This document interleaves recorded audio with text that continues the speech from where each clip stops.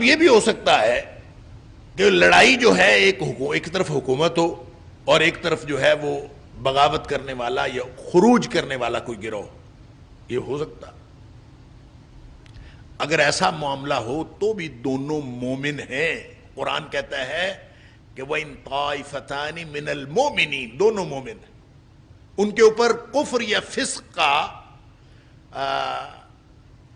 فتویٰ نہیں لگایا جا سکتا۔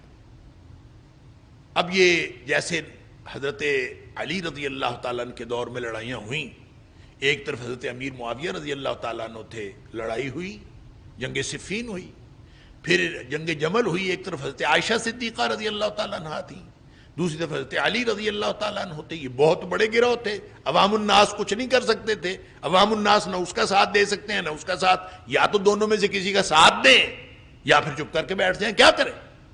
ان کے پاس کوئی، عوام کے پاس نہ اس وقت کوئی اختیار تھا نہ آج کوئی اختیار ہے،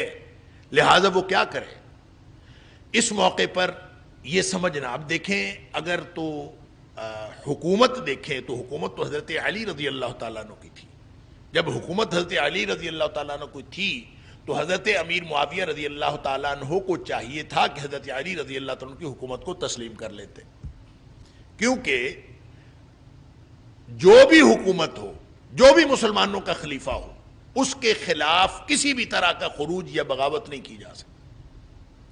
جبکہ ہم جب دیکھتے ہیں تاریخ کے اندر، تاریخ جو ہے وہ بھری پڑی ہے ان اختلافات سے جو اس دور میں جو حضرت علی رضی اللہ تعالیٰ عنہ حضرت امیر معاویہ کے دور میں ہوئے۔ قرآن کہتا ہے کہ آج آپ اس کے بارے میں سوال نہ اٹھاؤ۔ قرآن کہتا ہے کہ تلک امۃ قد خلت لہا ما کسبت ولکم ما کسبتم ولا تسالون عما کانوا یعملون، وہ جو کچھ کرتے رہے ان اعمال کے بارے میں تم سے نہیں پوچھا جائے گا۔ لہٰذا ہمیں تو خوش ہونا چاہیے آج کہ ہم، اللہ کا شکر ہے، اس دور میں نہیں تھے، وگرنہ ہمیں کسی ایک طرف اپنا وزن ڈالنا پڑتا۔ لہٰذا وہ جو دونوں گروہ لڑے، اہل ایمان کے گروہ تھے، اور حضرت علی رضی اللہ تعالیٰ عنہ نے بھی، امیر معاویہ رضی اللہ تعالیٰ عنہ کا گروہ تھا، یہ حضرت عائشہ صدیقہ رضی اللہ تعالیٰ عنہ کا گروہ تھا، دونوں کو بطور مومن ڈیل کیا۔ نہ تو کسی زخمی کو قتل کیا گیا، نہ کسی کو قید کیا گیا، نہ کسی قیدی کو، نہ کسی کا مال غنیمت جو ہے وہ ہتھیایا گیا، کسی کے مال کو مال غنیمت نہیں سمجھا گیا۔ لہٰذا ان کی کسی بھی طرز عمل کو، حضرت علی رضی اللہ تعالیٰ عنہ کے کسی بھی طرز عمل کو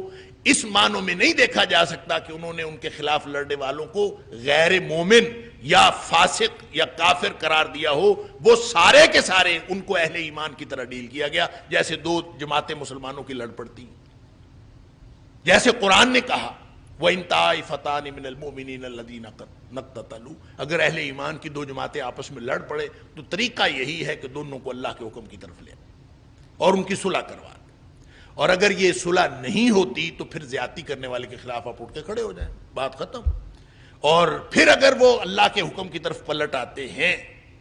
تو پھر ان کے ساتھ ایسا معاملہ کرنا چاہیے۔ لہٰذا ہماری جو تاریخ کی لڑائیاں ہیں، ان لڑائیوں کی کیا وجوہات ہوئیں، کیا اسباب ہوئے،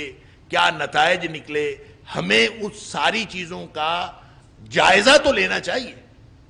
لیکن قرآن اور نبی کریم صلی اللہ علیہ وسلم کی احادیث پر ایمان رکھتے ہوئے،